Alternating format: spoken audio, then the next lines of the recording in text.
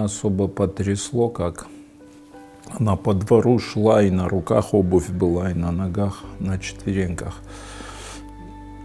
И это меня потрясло, то есть я почувствовал, что я должен помочь.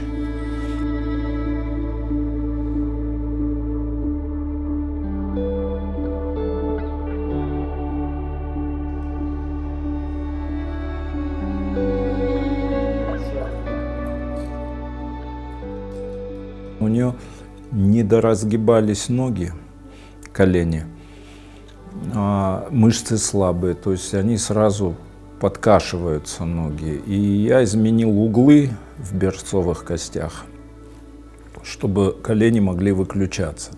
Кроме того, у нее были выраженные вальгусные деформации стоп.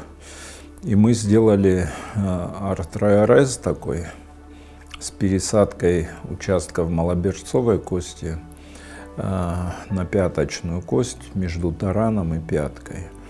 И выровняли стопы.